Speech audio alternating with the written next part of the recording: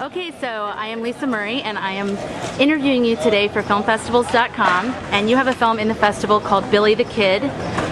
What was your inspiration for, I mean, it sounds like he's a very interesting boy, but how did you come across him? And I'm a casting director, and I was casting a narrative film, and I brought all the actors from New York, and we were looking for some local flavor for extras, and I'd gotten access to a high school and went there every day and kind of spent time in the lunchroom just observing. And after spending time in the lunchroom kind of observing the different kids, I realized that the isolation and the segregation of cliques was still so prevalent today as it was when I was there. And I just you know, when I was young, I couldn't go up to these kids and ask them, like, what's your problem? Like, you know, why don't you mingle with people that are different than you? But now as an adult, you have the confidence to be like, wanting to understand why kids, you know, kind of stick with people that are like them rather than explore the curiosity of people that are different.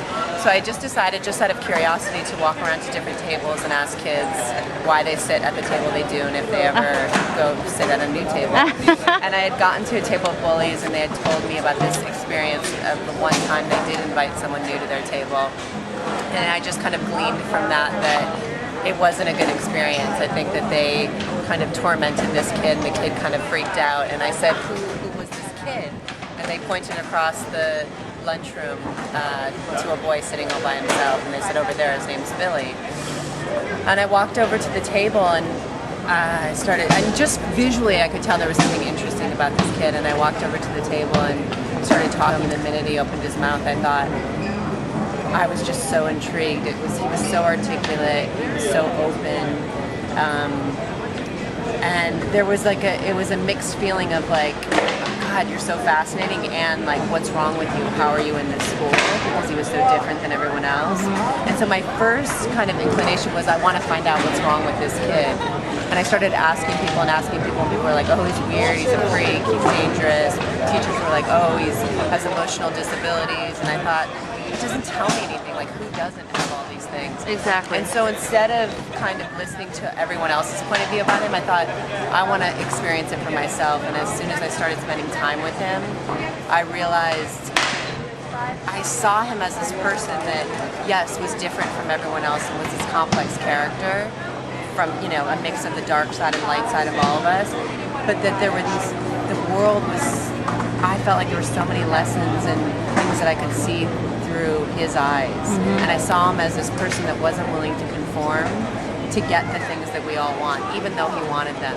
You know, whether it's friends, whether it's to be understood, whether it's, you know, to have a girlfriend. He wants those things as desperately as all of us, but there's something inside of him that doesn't allow him to change who he is to get them, and he totally believes that he can't figure out why everyone else doesn't get it.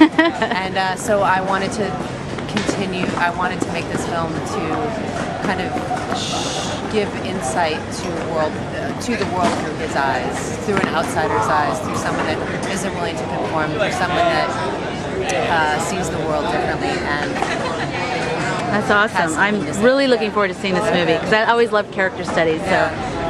So the fact that he's a minor, and you were revealing, I saw in the summary that there's institutionalization and different things. How did you handle that? Did you worry about, or not worry about it, but were you concerned about that when you were starting the film, or was that something you knew you were going to handle properly? Oh, well, I mean, I had the trust of his family, and his mother especially, and she then conveyed that to, you know, the people in the community and his school, and I knew that my intentions were one of respect and of celebration to reveal someone who thinks differently than us. So there was no problem with all of that, because I had the support of his mother. Yeah, that's awesome. And plus, like you said, you're showing him in a good light. I'm showing him in the light, like Billy and I had this discussion a lot, because Billy's like, cut this out, or I don't want to see this, or I'm embarrassed of this. And I believe that the way that we can learn from each other is we all have good and bad sides of all of us. And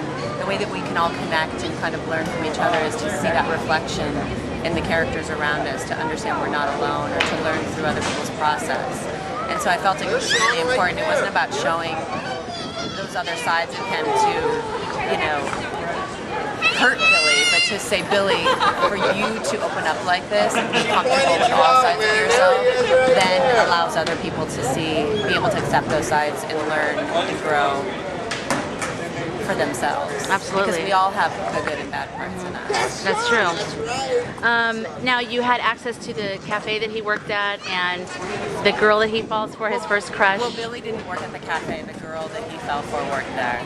And it was weird because none of it was really planned. When I first started this film, it was going to be a collage of kind of different characters that I had cast. And we started with Billy, and so we were there for like 5 days. And initially, I set up all these things that I wanted to do with him. And then when I got there, it was like, I just had to be able to listen and create a safe environment to really support Billy's journey rather than controlling what he was doing. So the love story just happened spontaneously. And so as we were in this diner, we suddenly took over the diner. And I had to, run around getting permission and creating trust with all the people there. And we had set, my crew was only myself and one other person. And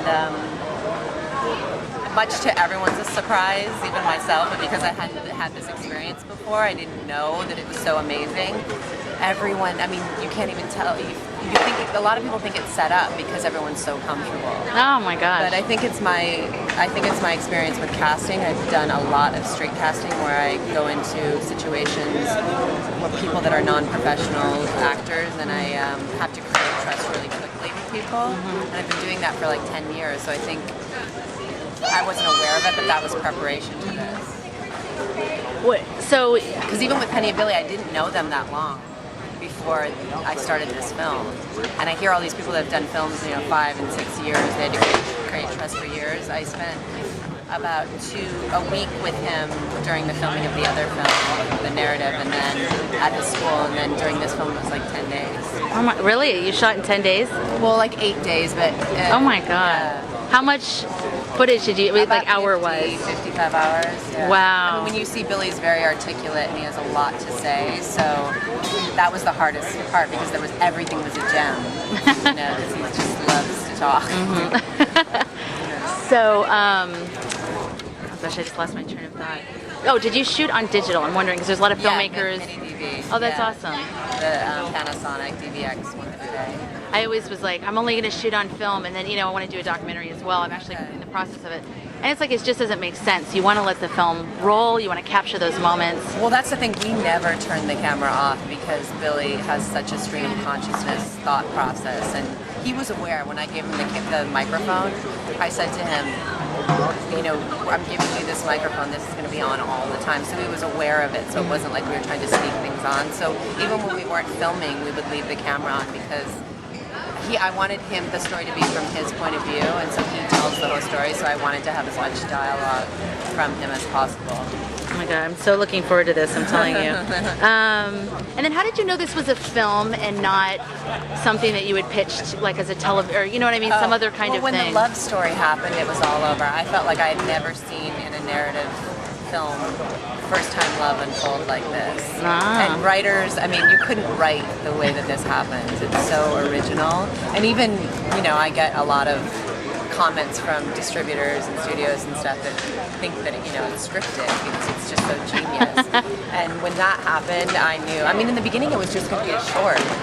Wow. Because I was only going there for 5 days, and then the love story happened, and I knew that I'd never seen kind of young love unfold like that in such a raw, natural way. So this is your first feature as a director? It's my first film ever. This is so exciting. Yeah. Is this the first time it's publicly screening? We won the jury award at South by Southwest. Oh, awesome. Okay. Yeah, and we've been at Hot Dogs. We were at Full Frame. Oh, that's great. And we're doing your Edinburgh and a lot of other things. Oh my God, that's so cool. So are you a member of Women in Film? I'm not. I'm like, I want to learn about it tonight. I just looked in the program and saw that they were sponsoring it. I don't know anything about it. Yeah, they're awesome. I'm a member. It's a really good organization. Really excited, Definitely. So I guess the person that is in charge of it will be here tonight, so I'm hoping to, or someone. A good friend of mine who's actually co-producing my film is announcing your film tonight. Oh, Jonathan? Cooper Alexander. She's the one. She told me she was announcing. From Women in Film. Yes. Okay, I thought you meant for the program. Okay, cool. So Cooper, I'll Yes, look forward it's to a girl, meeting her. Cooper. Okay. Now, do you have any advice for any new filmmakers out there? Yes, I would say, you know, I always, from my casting experience, I always was collecting all these videotapes and stories from people, and I always thought one day I want to make a film, and you know, I'd never gone to film school or anything, and I was paralyzed because I wanted the film to be earth-shattering. So I thought when the idea comes to me, then I'll do it. And I was waiting for this thing that I thought was going to be like revolutionary, and as a result of it became paralyzing. I never did anything. And a friend of mine had said to me, you know, you just have to go out there and do something. Like whether it's filming a tree, whether it's like interviewing something, just start the process. Or interviewing a filmmaker at the film festival with a little camera? Yes, that it just the juices start flowing, you start moving, and then you don't know where that takes you. Like I went to film Billy to make a little short. It was going to be on my laptop that no one would see it, and then he fell in love, and lo and behold, we win the jury award. We get this. Like we have so many people that are interested in the film. So I think it's really about not putting the pressure on yourself to be like perfect and have something, but just start experimenting and going on that journey and be open and allowing yourself to let the process take you to where it's supposed to go. That's very good advice. Yeah, because we are perfectionists. We're like, it has to be this brilliant. Or there's so much out there that you feel like, oh, I don't want to just add to everything that's already there. I want it to be something special, because we're inundated now with so many films. Absolutely. You know? Is Billy ready for what's going to happen next? Well, we prepare him. I keep him kind of not completely isolated, but a little bit, because I think with documentary subjects there can be a big fall from the hype. Right. Their lives go on. So we talk about what the purpose of this film is and what this experience is, and you know, he had never flown or really been away from his home, and that's part of this process, to open him up to see how other people live, other cultures, other experiences. It's not just about the film. And then the film aspect of it is really about, you know, him being heard and him having a voice. I think a lot of kids today don't feel like they're listened to or heard, and how that can connect with other people that feel isolated or alienated, and then it can, you know, create some kind of comfort or inspiration for other people, and so that we kind of take it day by day. Yeah. We have a sound check happening in the background, so I hope this sound comes through. And I only have one more question. Okay. My film is called, it's a documentary called I Have Dreams, Damn It, and I'm following different people who have a dream and they're manifesting it. So what advice would you give to anybody with a dream, other than, I mean, it doesn't have to be film, it can be film, but is there anything you would say, like, when you're just at the beginning and all you have is the idea? That's what I live on, that's what I vibe on. I mean, I started my casting company with this. Passion is everything, and it's like, you can't listen, you have to create your own reality, and it's like, I feel like as long as you're clear on what your intentions are, and as long as you believe in what you're doing, you need to attract those people around you that can make it happen, and you can't give up, and you can't listen to people that say that it, you know, that it's not possible, and you have to put yourself in situations and take risks that maybe are uncomfortable, but I always believe in creating the environment around you, so whatever it is, you already need to believe that it's possible for you, or that you're already living that, and then have that be reflected in your life.